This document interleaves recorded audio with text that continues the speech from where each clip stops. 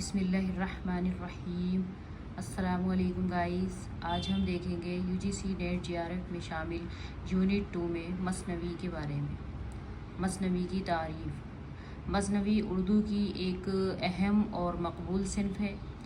اس کی مختصر تعریف یوں کی جا سکتی ہے کہ مثنوی ایک طرح کی منظوم داستان ہوتی ہے جو عشق کے جذبے پر مبنی ہے۔ اپنی اس قوت کی وجہ سے یہ صنف بیانیہ شاعری کی معراج تصور کی جاتی ہے۔ مثنوی کو داستان عشق کی وجہ سے تفکری مضامین کے لیے بھی استعمال کیا گیا ہے۔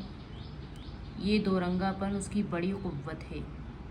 اردو شاعری میں مثنوی کی دوہری حیثیت ہے۔ ایک طرف تو یہ کہ مکمل صنف ہے اور اپنے مخصوص موضوعات، مزاج اور حیت کے بنا پر شناخت کی جاتی ہے، دوسری طرف یہ ایک ایسی حیت بھی ہے جسے دوسری کسی صنف کے لیے اختیار کیا جا سکتا ہے۔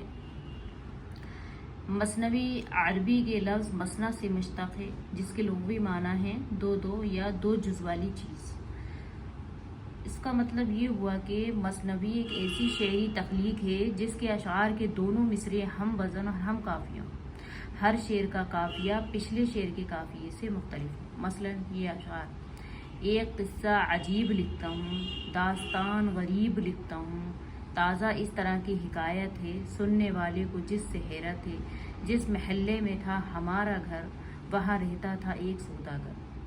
ان اشعار میں عجیب، غریب، حکایت، حیرت، گھر اور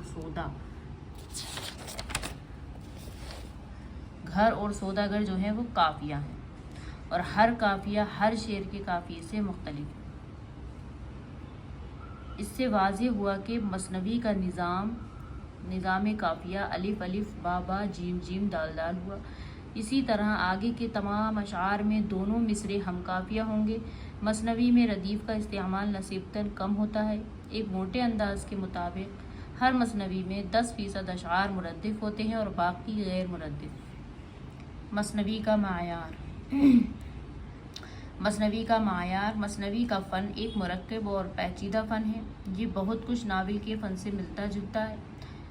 ضروری ہے کہ مثنوی کا پلاٹ مربوط اور گتھا ہوا ہو، واقعات منطقی طور پر آگے بڑھیں، قصے میں آغاز، وسط اور انتہا موجود ہو، تصادم کے مواقع فراہم ہوں تو قصے کی جاذبیت میں اضافہ ہو جاتا ہے، کردار حقیقی اور جیتے جاگتے ہوں اور زبان مقتضائے حال کے مطابق ہو۔ مثنوی میں اشعار کی تعداد بھی مقرر نہیں۔ مثنوی نہایت طویل اور بےحد مختصر بھی ہو سکتی ہے۔ مثنوی نگار سادہ زبان یا مرصع زبان بھی استعمال کر سکتا ہے۔ مثنوی کا ہر شعر الگ الگ ردیف و قافیہ کا پابند ہوتا ہے۔ اس سے شاعر کو شعر کہنے میں سہولت ہوتی ہے اور زیادہ سے زیادہ شعر وسائل اور فنی تدابیر سے کام لینا بھی ممکن ہے۔ مثنوی میں موضوع کی کوئی قید نہیں۔ علامہ شبلی نے مثنوی کے لیے 3 اوصاف حسن ترتیب، کردار نگاری اور واقعہ نگاری کو ضروری ٹھہرایا ہے۔ اب ہم دیکھیں گے مثنوی کی قسمیں۔ مثنوی کے اعتبار سے مثنوی کی حسب ذیل قسمیں ہیں۔ نمبر 1، نظمیہ، جس میں جنگ و جدال کا نقشہ کھینچا جائے یا قدیم تاریخی واقعات بیان کی جائیں، جیسے رستمی کی خاور نامہ اور نصرتی کی علی نامہ وغیرہ۔ نمبر 2، اشقیہ، جس میں عشق و محبت کی داستان نظم کی جائے، جیسے وجیح کی قطب مشتری اور میر حسن کی سحر البیان وغیرہ۔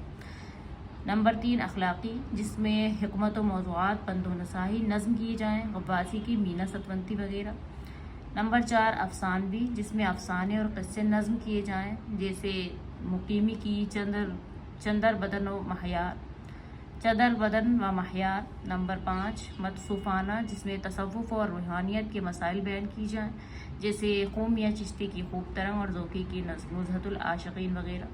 نمبر 6، فلسفیانہ، جس میں فلسفیانہ مسائل بیان کی جائیں، جیسے نظیر شاہ کی الکلام وغیرہ۔